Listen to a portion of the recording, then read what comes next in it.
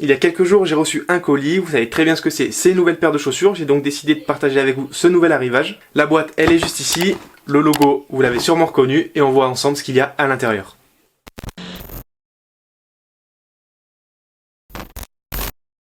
La chaussure en question, elle est à l'intérieur. La voici, et c'est une paire de Converse G4 Heart of the City.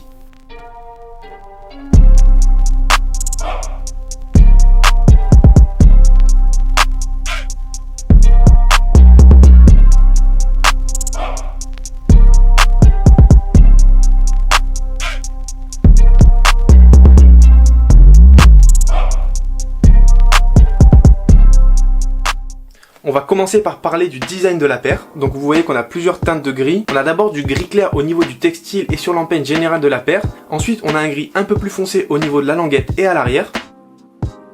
D'ailleurs au toucher à ces endroits là on a un aspect nubuck. Et on a aussi un gris rétro-réfléchissant. Donc comme son nom l'indique, ça va venir refléter la lumière. On le retrouve sur tout le contour de la pointe du pied, également à l'arrière au niveau du talon et au niveau du logo Converse. Les seules touches de couleur qu'on peut retrouver, ça se trouve à l'intérieur de la chaussure, au niveau du chausson. On y voit beaucoup de rose, de violet et de vert. Et ces couleurs sont censées représenter le mélange de culture et d'art.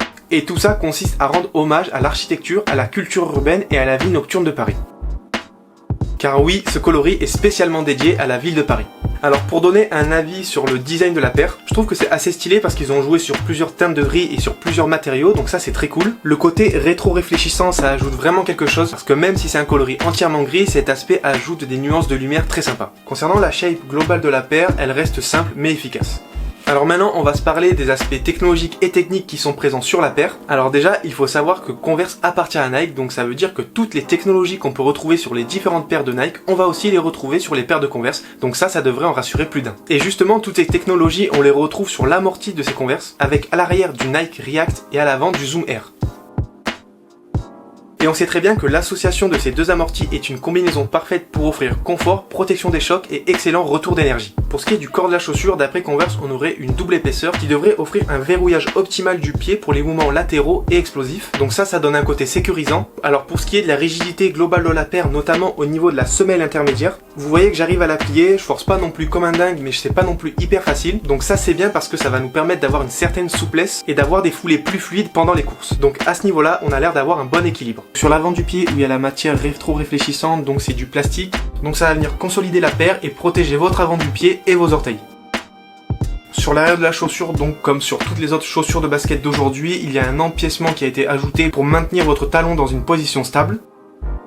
Alors maintenant, concernant le système d'adhérence qui est utilisé sur ces Converse, il n'y a pas d'innovation qui a été étudiée pour cette paire. On a des motifs quadrillés, d'autres qui sont linéaires.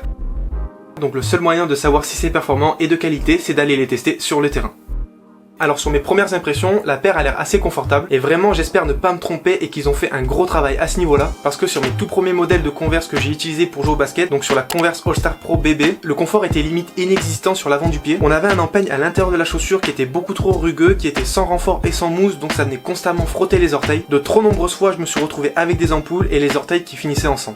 Alors voilà ce que ça donne une fois qu'on les a mis au pied, on se sent à l'aise directement. Le seul petit bémol que je peux émettre, c'est au niveau de la pointure. Moi je fais habituellement du 43 et là je me suis dirigé sur du 43 et j'ai l'impression que j'ai un peu de marge, c'est un petit peu trop grand. Donc je pense que ma taille idéale aurait été le 42,5, mais je pense que je vais rester sur ce 43. Au pire je mettrai une double épaisseur de chaussettes, ça devrait le faire. Mais je conseillerais à ceux qui veulent acheter ces Converse G4 de se diriger sur une demi-pointure en dessous de leur pointure habituelle.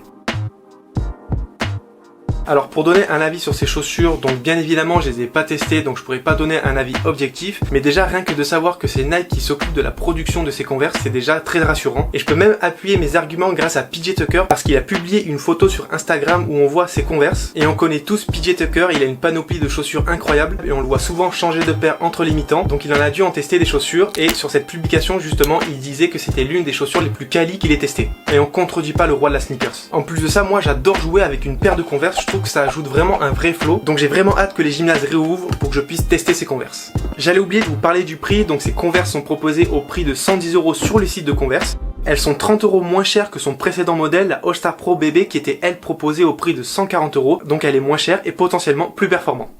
Alors j'avais complètement zappé de vous filmer l'outro, donc je vous filme ça à l'arrache. De toute manière c'est simple, ce qui vous reste à faire c'est que si vous avez aimé, il faut liker la vidéo et vous abonner à ma chaîne. Et moi je vous dis à bientôt pour la prochaine vidéo.